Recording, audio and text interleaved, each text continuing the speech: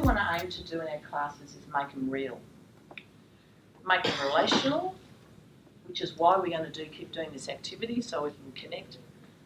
Make it experiential, because there's no reason a classroom environment can't be experiential as well.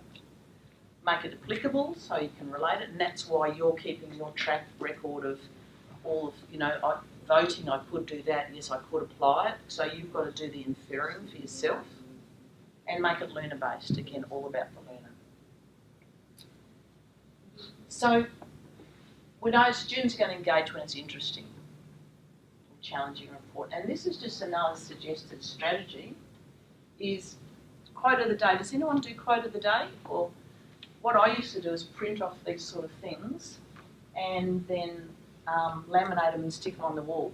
Or sometimes I've had no money. I was in an environment where there's no money to do stuff like that. Just write it on a little card and stick it at the front.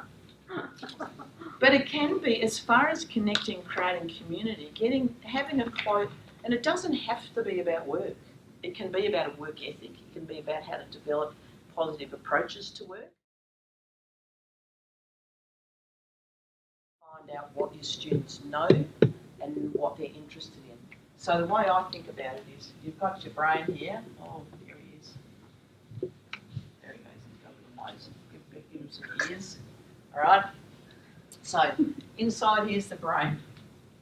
Okay. So I come with a lot of knowledge or a prior experience and things I know about, things I'm interested in, and the schema is sort of like a little containers in your brain of information. What I'm interested, like footy, for example, or maybe childcare or whatever. So if I'm trying to drop into here bits of new knowledge,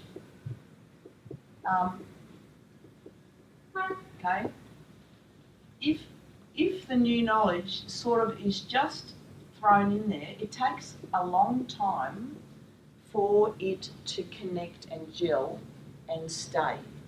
Because actually, if you look at MRIs, what happens on the MRI is you see the new knowledge being shared. You see like the light go beep, beep, beep, beep, beep, beep. And you have to spend a lot of time to build up a new schemata, a new body of knowledge. However, if you can connect that new knowledge to some prior knowledge by telling a story, by connecting to something, say, well, when you're at footy, when you do, such and such a thing, or when you're looking after your little sister at home, when you do that, and connect it to a previous bit of knowledge or memory, what happens is you find that new knowledge, as it says, refers to prior knowledge and must be tapped in for understanding to be achieved. So from a retention point of view, you get a much stronger effect if you connect with your students. So what you in your guts know as teachers, that if you know about them, you can connect the learning via stories or examples or metaphors to what they already know, they're going to learn it much faster.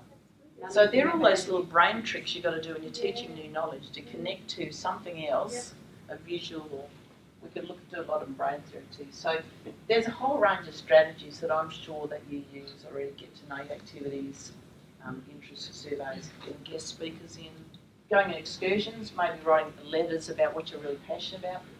TED Talks, does anyone use TED Talks at all as a way to break it up?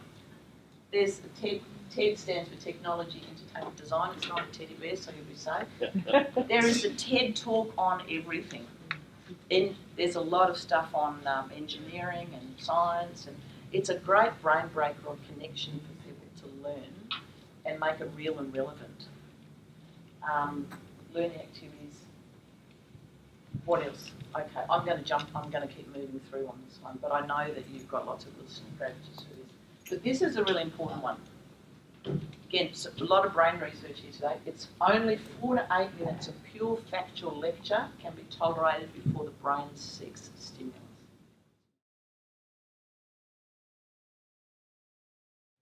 So novelty is probably one of the most powerful signals to or pay attention to. And researchers have found that novelty causes whole lot of brain systems to become activated, and foremost among these is the dopamine system. So if your students are on drugs, you want to get them on dopamine. okay? Because that's what's activating the brain. Have a look in your handout now. There's an article on dopamine.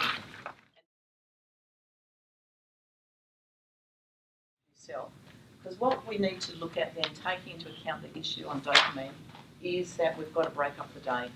We've got to break up the lesson. I used to, my curriculum design when I was teaching was always basically just used a circle, well, another circle like this, which is just how much time is going to be reading, how much time is going to be writing, how much time is going to be talking, oracy, and how much time is going to be doing.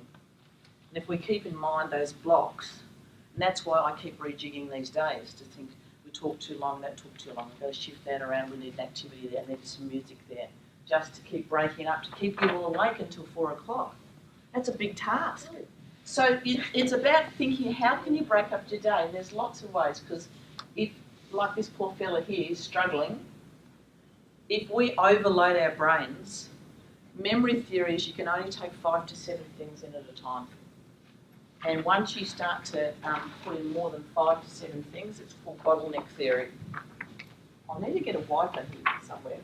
I'm using my tissue at the moment.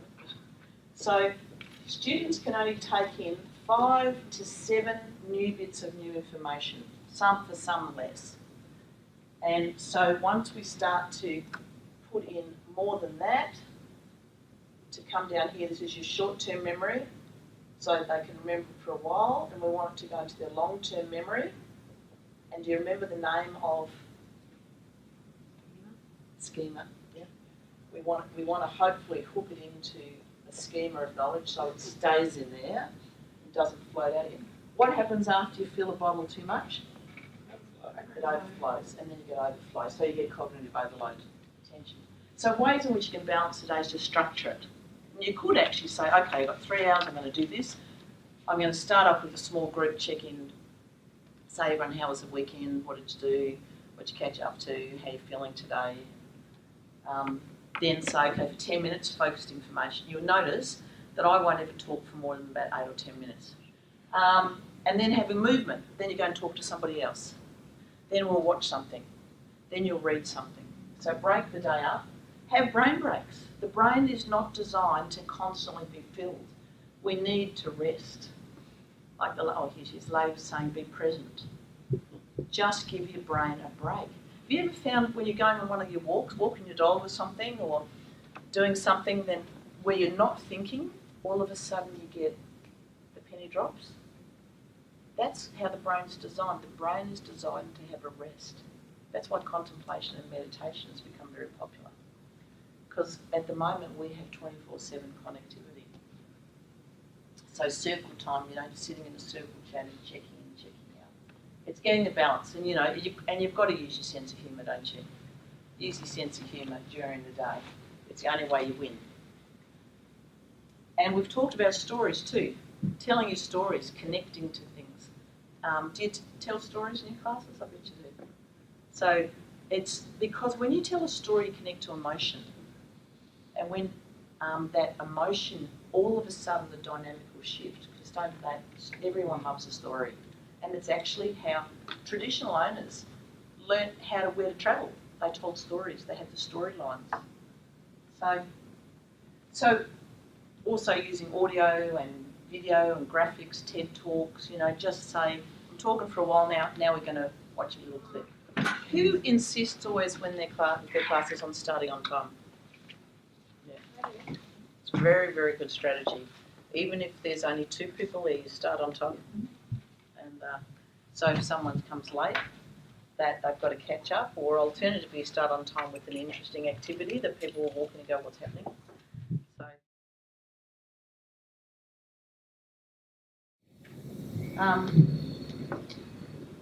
If you look at the fairly recent research, it shows nearly 20% of young people have very low confidence towards their academic abilities. And depending on the environment you're in, I'd say in TAFE it's probably much higher. The type of applied learner students that we have don't have confidence. Why don't they have confidence? And sometimes these are the sort of signs that we see because of that lack of confidence. Students who appear lazy or disconnected, who forget things all the time, who may have problems with handling intense emotions. You know, they're just angry all the time. Do you have students who have sudden or unexpected shift in mood? Like they'll just crank it really fast or start crying really quickly? Depression, anxiety, we just know is just out of control. Students have memory problems, like you just told them something and they come back to you 5 minutes later and say, what did you say? They just can't remember. Or you think they didn't listen, or they can't concentrate. They can't concentrate for 3 minutes. Or they behave in a way that you'd normally think is not appropriate. Like, no one is going to do a big loud fart today, I hope, or a big loud burp. But, you know, students will do stuff like that. It's just like, really? So is that some of those behaviours familiar with you? What those are actually signs of students who have emotional challenges and are potentially impacted because of a specific learning disorder or trauma. Because I always think, what's the reason? And what your question, what you said is exactly what I always think is why? I personally think everyone wants to learn, but sometimes the barriers are huge.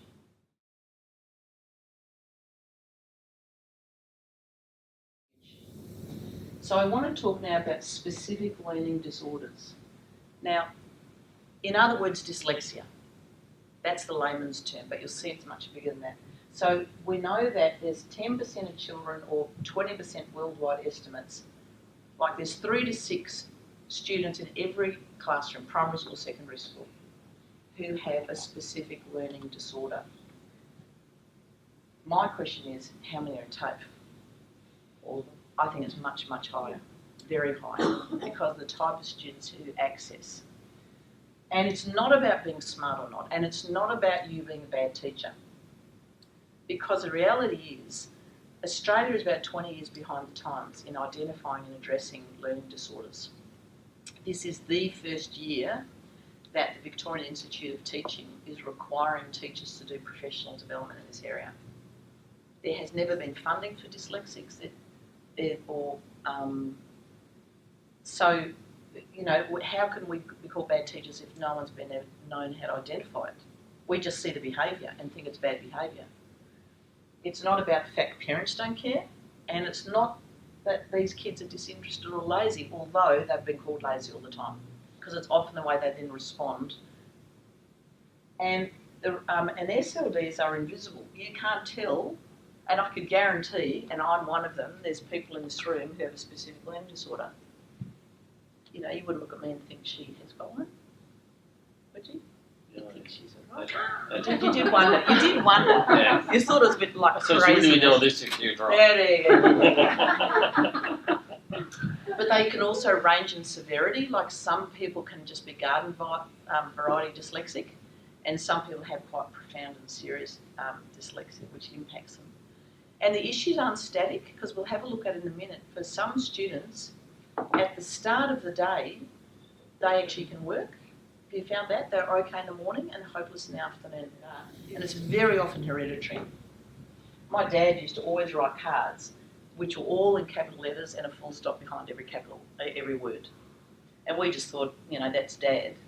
But now that I know, you know, I've been working in this area for about 20 years, I've got a really strong interest in it, because, like when I first started working in community education, I had all these long-term unemployed blokes with bad bags.